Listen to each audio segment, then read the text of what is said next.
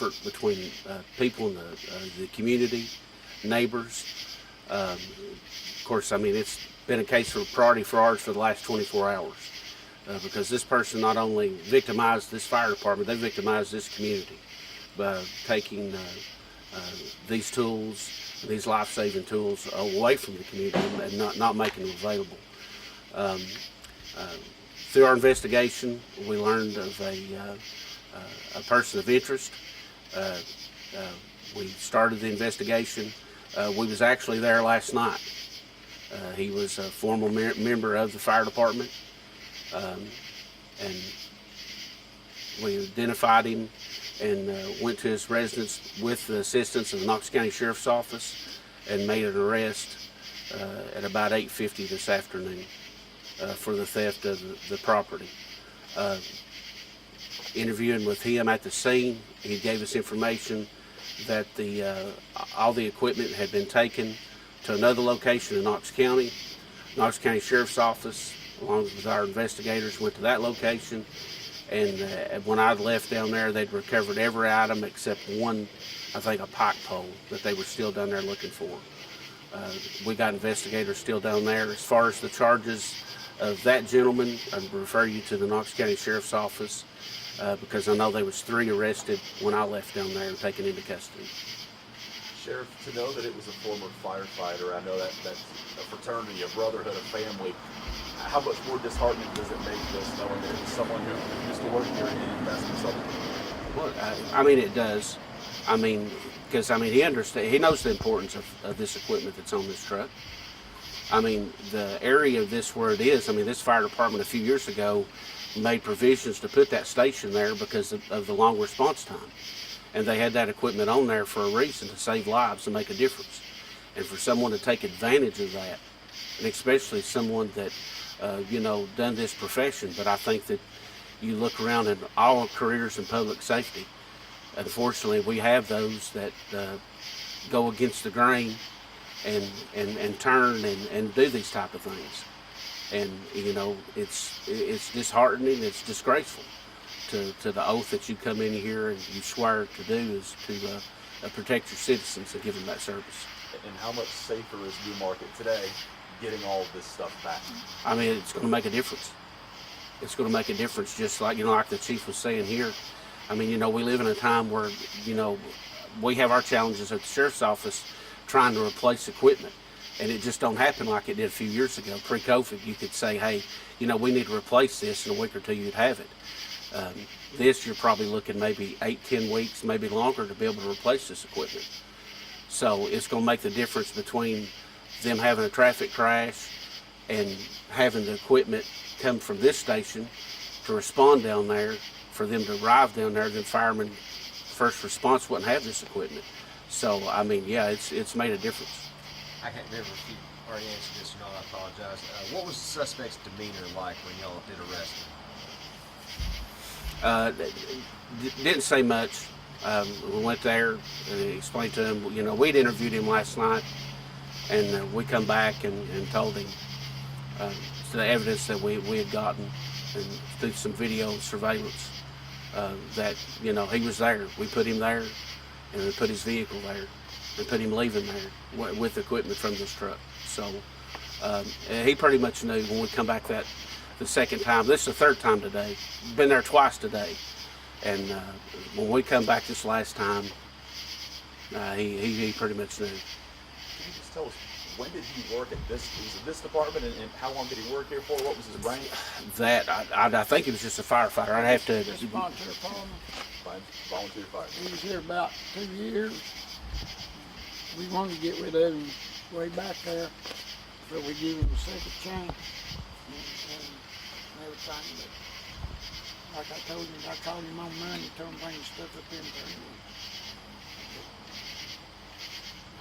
And to the chief and to Moose, can you guys just talk about how important it is to have this specific equipment, more specifically the jaws of life, back in you guys' possession? Yes, what it is, it took us from here anywhere from 10 to 12 minutes to get from here to Strawberry Plains.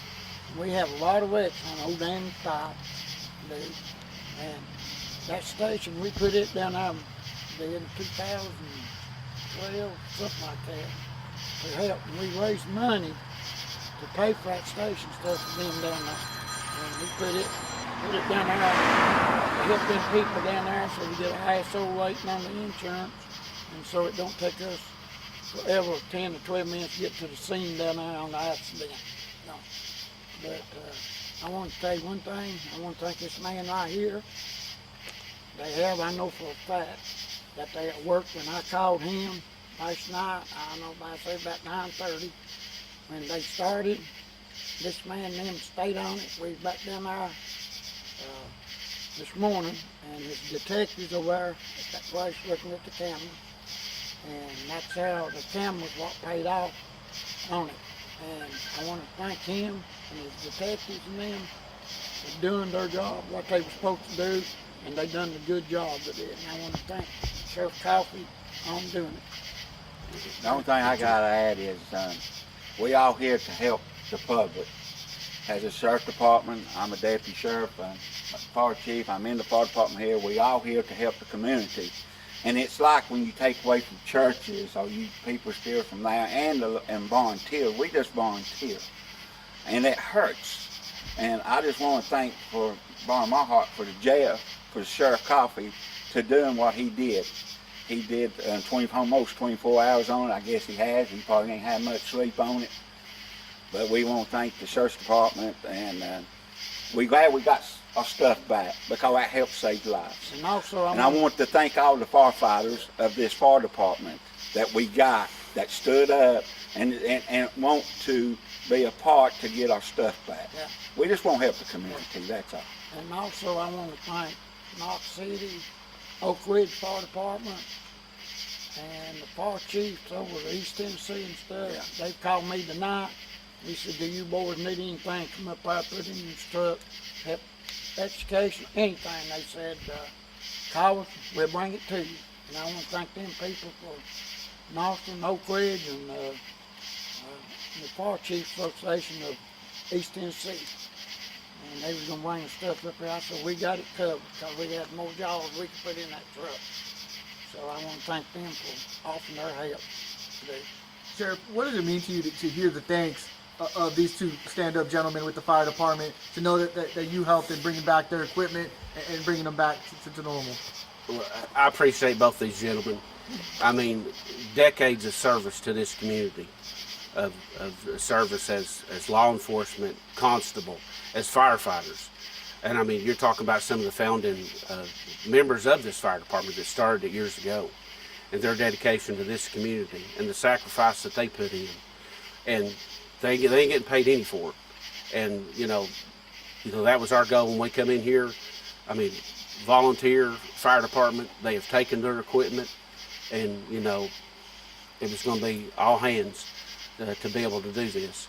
And I mean, we reached out, even our IT department, our guy that works IT was down there helping us download videos from residents, and it's to make sure that we got those recordings. So I mean, we pulled everybody out to help solve this, because I mean, it was to my personal feeling, I mean, it was a threat to the community down there, because that equipment wasn't there, because my family travels that roadway as well.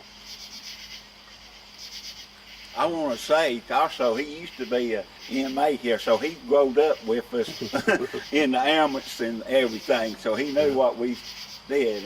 But I just want to thank him again, and thank everybody. Thank the community that was involved helping him and everything. We think the world of everybody here. We give our time. I don't care to do it. I've done it for years, and I don't care as long as we can help somebody. But I want to thank Sheriff Coffey here. I've known him for years. I've known him when he was highway patrol and everything. We've worked together and everything. And I know him, and I want to thank him and his man for what they've done for us, and all the people that supported us on it and everything. I'm just proud to got our stuff back. I think if you can see, we got more coming, Sheriff said, don't you, Sheriff? We got. Yeah.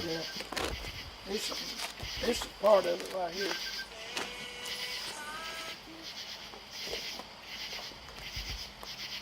Right here's the main one. Right here. This is one. This thing's the main one right here.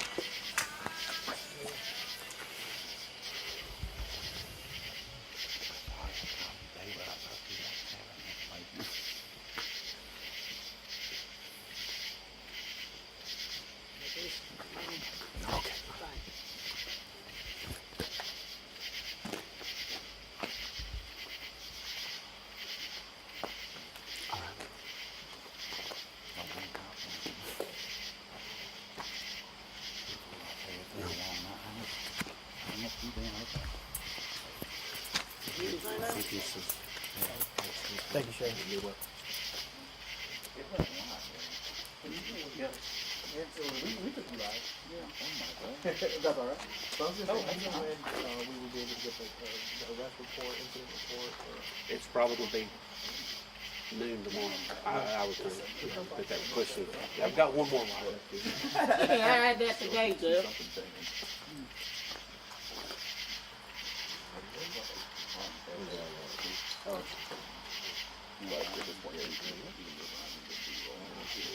Thank you.